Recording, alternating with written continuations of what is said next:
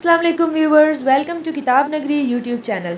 किताबों की नगरी में खुशामदीद। मैं हूं आपकी होस्ट जिया खान और आज मैं आप लोगों के लिए लेकर आई हूं दिल किराए के लिए खाली नहीं है, जो कि तहरीर है लाइबा नासिर की एपिसोड नंबर 8 को लेकर। एपिसोड की जाने बढ़ने से पहले चैनल को कर लीजिए सब्सक्राइब, वीडियो को लाइक और बेल आइकन दबा दीजिए। अब बढ़ते हैं आज के एपिसोड की जानिब। ये नावल आप किताब नगरी यूट्यूब चैनल पर देख रहे हैं। इस उदास रात की मायूस कुन तन्हाई और उलझा देने वाले सन्नाटे का एक बेमायने लम्हा था। पिछले 2 घंटों से वो खाली सुनसान सड़क पर बेमकसद दौड़ रहा था। नज़रों के सामने कितने ही हसीन लम्हात गर्दिश कर रहे थे। इसकी ज़िंदगी का कोई एक लम्हा भी तो इसके ख्याल के बगैर मुकम्मल नहीं था। इसकी खिलखिलाहट, इसकी हंसी, इसका लड़ना, इसका गुस्सा, हर मंजर कितनी ही बार इसकी नज़रों के सामने लहरा रहा था। आप समझ ही नहीं सकी बेला, आप मेरा लिबास थी, आप डांप नहीं सकी बेला। आपने तो इस लिबास को तार तार कर दिया। एक बार मेरी बात सुन लेती बेला आप। वो अपने मुंतशिर ख्यालात समेटने में बुरी तरह नाकाम हो रहा था। इसके चेहरे पर एक लहर सी उठ रही थी। आंखें इस बंजर ज़मीन की तरह खुश्क थीं जो बारिश की एक बूंद के लिए बरसों से तरस रही हो।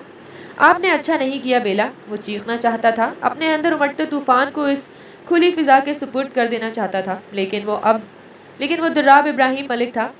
अपने जज्बात और एहसासात पर काबू जानता था। अपना सारा गुस्सा वो तारकोल की इस सड़क पर निकाल लेना चाहता था। इस तजलील का एहसास कम नहीं हो रहा था। इतनी तजलील, इतनी हद तक इसकी आंखें आग बरसा रही थी। आंखों के किनारे जब्त के बायस गुलाबी होते सूज गए थे। थकान से चूर होते वजूद के साथ 2.5 घंटे के बाद वो घर लौटा था। लाउंज में ही इसे सिद्रा बेगम और जवार परेशानी से टहलते नजर आए थे। जवार, इब्राहिम भाई। साथ खड़ी शीरी ने दरवाजे से दाखिल होते इब्राहिम की जानिब इशारा किया। भाई, मेरी बात सुने भाई। बेला गुस्से में थी। वो बच्ची है, जज्बाती है भाई। इसकी तनी हुई रगें और भेंचे लब इसके गुस्से को साफ जाहिर कर रहे थे। इब्राहिम मेरा बच्चा, कहाँ थे मेरी जान? कुछ ख्याल है माँ का तुम्हें? सांसें अटकी हुई थी मेरी। क्यों मुझे दोहरी अजियत में मुब्तला कर रहे हो तुम इब्राहिम? इसे सीढ़ियों से ऊपर जाते देख उस सरहद से इसके करीब आई। कुछ देर, बस कुछ देर अकेला रहना चाहता हूँ अम्मा जान। हद से ज़्यादा सुर्ख होती आंखें और बारी होती आवाज़ इन्हें बहुत कुछ समझा गई थी। वो तकलीफ में था, ये दर्द इन्हें खुद पर महसूस हो रहा था।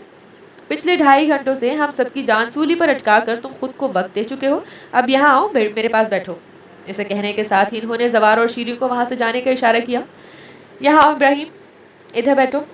इसे यूं ही खड़े देख इन्होंने कुछ सख्ती से कहा। वो खामोशी से कारपेट पर बैठ गया। आप मुझसे नाराज़ हैं अम्मा जान? मैंने इतनी बड़ी बात छुपाई आपसे। मेरी ज़िंदगी का इतना बड़ा फैसला लेने का हक आपका था। वो इनकी गोद में चेहरा छुपाए वो किसी बच्चे की मानंद बोला। इन्हें इस वक्त वो 26 साल जवान मर्द वही छोटा सा बच्चा मासूम लगा जो अपनी माँ के इंतकाल के बाद इन्हें पहली बार अम्मा जान कहते इनकी आगोश में ममता ढूंढता रहा था। इधर मेरी तरफ देखो। मैं चंद लम्हों के लिए सदमे में ज़रूर गई थी, क्योंकि बेटा कहा ही नहीं समझा भी है। हमेशा अपनी औलाद से ज़्यादा तरजीह दी है मैंने तुम्हें। इतनी बड़ी बात अचानक मालूम होने पर दुख भी हुआ मुझे। लेकिन एक माँ अपने बेटे को प्यार मोहब्बत से जवान करती है तो इसके दिल में बहुत से अरमान होते हैं इब्राहिम। और सबसे बड़ा अरमान इनकी शादी का होता है। मेरी भी बहुत से अरमान और जवार और तुमसे मुंसलिक हैं। अचानक मिली इस खबर ने मुझे बहुत तकलीफ दी है, पर जानते हो मैंने जब भी तुम्हारी शादी करती तुम्हारी पसंद को ही तरजीह देती। बेला के लिए तुम्हारी निगाहों में तड़प देखी है मैंने। मेरा बेटा जिस लड़की को इतना चाहता है, मैं कैसे मुखालफत कर सकती हूँ? इब्राहिम ने हैरानगी से इनकी जानिब देखा। वो तो मुंतज़िर था कि वो चीखेंगी, इससे अफजल साहब की जवाबदेही करेंगी। अच्छी लगती है ना बेला तुम्हें? इसकी पेशानी पर लब रखते इन्होंने नरमी से सवाल किया। जवाबन वो बस सुर्ख होती नज़रों से इन्हें देख कर रह गया। अम्मा जान हूँ तुम्हारी आंखों की तड़प, बेयकीनी सब देख सकती हूँ। अब बताओ मुझे, मोहब्बत करते हो इससे? इसी मोहब्बत का तो एहसास दिया है आज इन्होंने अम्मा जान। इसकी बात पर वो हल्का सा मुस्कुराई। ठीक है, वो निकाह में है तुम्हारे, लेकिन मुझे ये बताओ इब्राहिम, जो तुमने किया क्या वो ठीक था? तुम इस पर हक रखते हो इसलिए तुमने इसको छुआ, लेकिन इस वक्त जब वो जानती भी नहीं थी तुम इस पर हक रखते हो, तो अगर देखा जाए तो इसका रद्द अमल भी कुछ गलत नहीं मेरी जान। नरम लहजे में इसकी जानिब देखती वो शफकत से बोली। वो हैरानगी से इन्हें देख रहा था। इनके किसी भी अंदाज में इसे बेला के लिए नफरत या नाराज़गी महसूस नहीं हुई। बाबा से कुछ बात करना चाहता हूँ अम्मा जान। इसने जैसे इनसे इजाज़त चाही। ज़रूर जाओ और इसे नरमी से अपनी मोहब्बत का एहसास दिलाओ इब्राहिम। इस पर सख्ती करोगे तो वो टूट जाएगी। इसे बस थोड़ी सी मोहब्बत और तवज्जो की ज़रूरत है।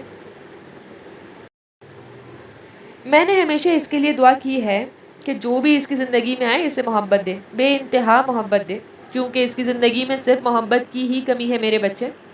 بولتے بولتے ان کی آواز رن سی گئی تھی، ان کے لہجے میں حسرت تھی، کچھ کھو جانے کا دکھ۔ وہ حیرانگی سے انہیں دیکھ رہا تھا۔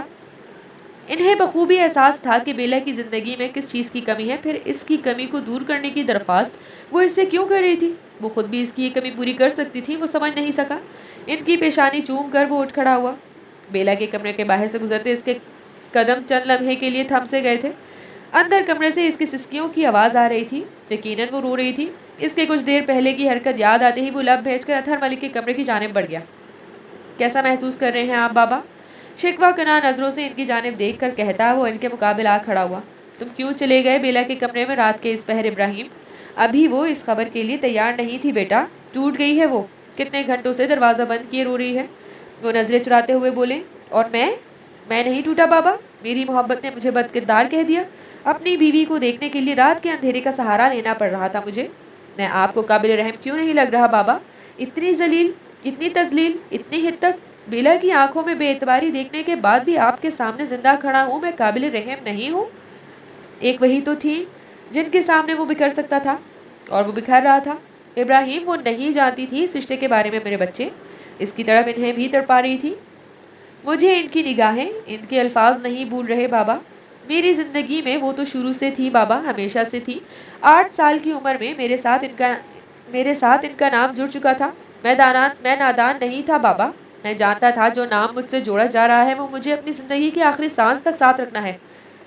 جب یہ بات میرے علم میں شروع سے تھی تو بیلا کو بھی معلوم ہونی چاہیے تھی بابا۔ آپ نے مجھے کہا کہ میں ان کے زیادہ قریب نہ جاؤں بابا، اور آج وہ سب سے محبت کرتی ہے سوائے میرے۔ میں جو ان کی محبت کا سب سے زیادہ حقدار ہوں، مجھ سے نفرت کرتی ہے وہ بابا۔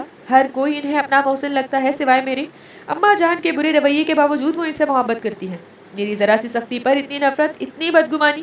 اپنی بیوی کو اپنے لیے رشتے لاتے دیکھ کر بھی میں نے ان کے لیے اپنے دل میں کوئی بدگمانی نہیں آنے دی۔ اور کیا ثبوت دوں میں اپنی محبت کا؟ اس کا ایک ایک لفظ انہیں تیر کی مانند لگ رہا تھا۔ اطہر صاحب سے بات کرنے کے لیے آتی بیلا دروازے سے ہی لوٹ گئی۔ ابراہیم، اسے کچھ وقت دو میرے بچے، وہ سمجھے گی تمہاری محبت کو۔